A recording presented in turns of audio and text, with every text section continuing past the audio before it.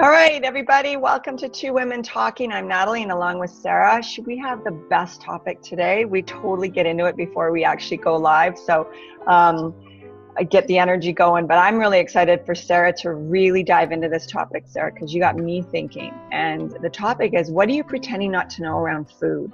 Because I know, Sarah, you've been talking about just the fads and all of the things with your 28-day program that you're running. But before we get totally into that, I'm going to get you to introduce yourself, and I'm going to introduce myself really quick. All right, thanks. I'm Sarah DeCiccio. I'm a certified holistic health coach. I'm the founder and big boss lady of Finding Your Well Spot. And if you want to know more about the programs I run or have just some free tips and tricks to your email, you can just head over to my website at www.findingyourwellspot.com. And I'm all about empowering women. I do women's only experiential destination retreats. I take women to beautiful locations. We do some really powerful work. And I do some coaching. I'm also a mom of 3 kids. You can check everything out about me at my website, which is just my name, nataliestratton.com. Okay, Sarah, let's get into it, shall we?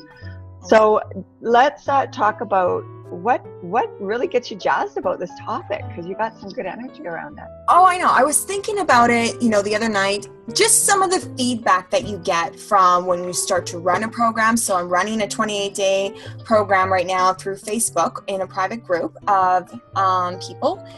And some people are really on the fence or hesitant because Can you just pause for a minute? What makes you so good at running this 28-day program? Like why? Because I know how good you are, but I want people to know how good you are, why they want to sign up for this 28-day program, because of the knowledge that you're going to give them. So tell them a little bit about that really quick. I'm going to plug you a bit. Okay, yeah, thank you. Well, I'm giving for a limited time for 28 days free health coaching on my part. Usually I charge for my health coaching. This time you're going to get it for free, just because, again, you can't just take a bunch of supplements, some shakes, try to figure out your eating and think that, oh yeah, okay, I'm losing weight, great. Because you know what, even a month later or after the 28 days, people go back to their old habits and, oh, look at that was a fad diet again.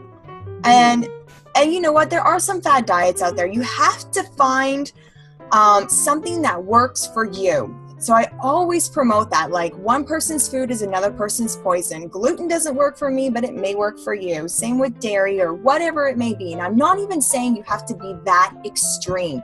It really comes down to your mindset, how you're going to rewire your brain so you are going to be successful. It doesn't matter what darn program you follow.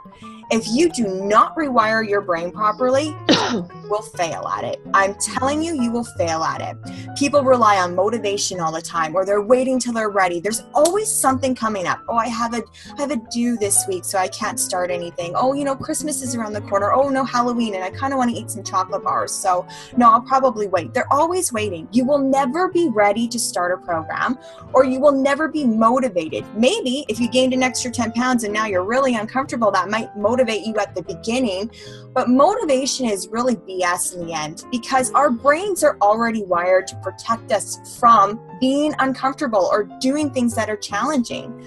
So unless you know how to trick your brain, you will never feel ready. You will never be motivated. A lot of people, tap into willpower. Willpower is actually scientifically proven that it is a thing.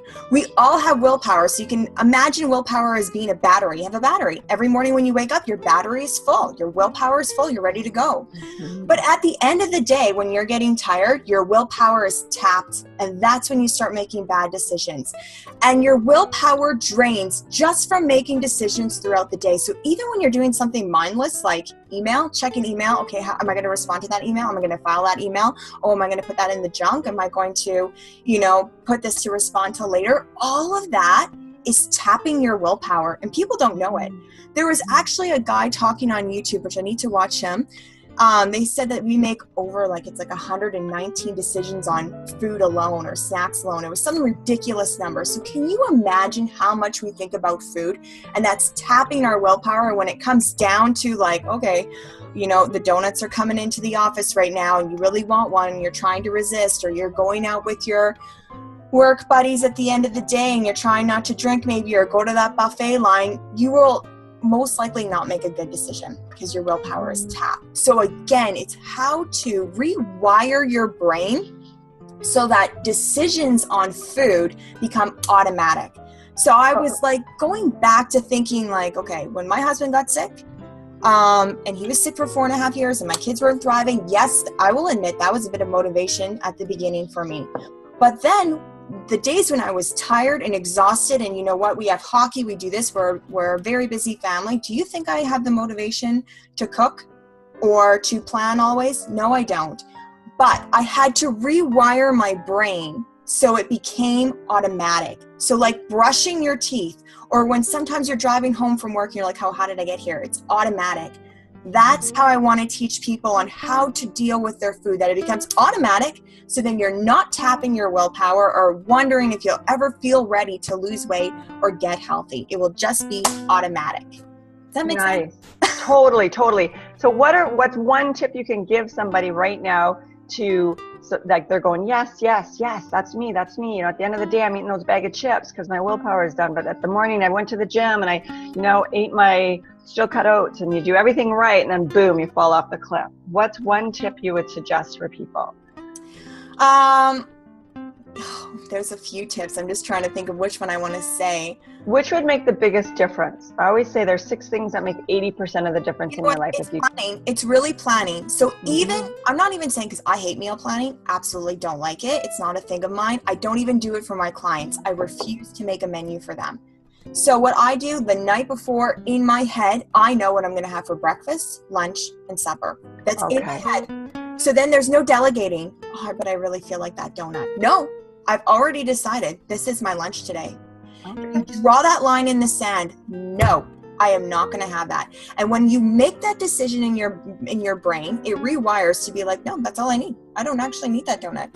I don't crave for that donut. But there's a lot of things about cravings too, and how you can balance out your hormones and not have those cravings. There's another part to that, but really about rewiring your brain, it's actually already saying, this is what I'm going to do today. And that's it. Make a decision. So what I'm hearing you say is, then the night before, you've decided, you've already concreted what it's going to look like, your food choices. So that's brilliant, because I just wander down to the fridge and go, I think I'll have this or have that, but I have a lot of clean stuff in my home, so I'm not tempted to, you know, eat something that's less than clean for the most part, because it's not there. But you know what I mean? So it's just one of those things too, is eliminate everything out of your house to begin with. I mean, that's usually what we do in the 28-day program, right? Is you just go in and go, okay, let's eliminate and let's bring in the healthier stuff, and then let's get going. Yeah. Okay. Any other thoughts before we say goodbye? No, if anybody is interested in joining the 28-day program, they can contact me personally and I can get you hooked up. It's okay that we've already started. There's people starting at different times during the 28 days. You will still have access to the coaching. So if you're interested, yeah, definitely. So please share this little blurb with anybody you know that's struggling with their body weight. Because I can tell you just from my work, man, you get in control of your body, your confidence goes way up. It's just, you know, we're just the messages we're taught, we're sent as women today. So this is your girl, because like she said, she's going to give you a lot of amazing, it's worth the price of admission just to be around Sarah, to learn some of the amazing things that she picks up. She listens to summits all the time. She's always invested in her clients' best health. So to do 28 days with this woman, it would be really powerful for you. So I encourage you to share this, invite people to watch it, to learn a little bit more. Reach out to Sarah. Make sure if you're, you know, even partly interested, to go out, reach out to her, ask her questions, find out more, see if it's a fit for you. So thanks, Sarah. Thanks, everybody. Thanks. Bye.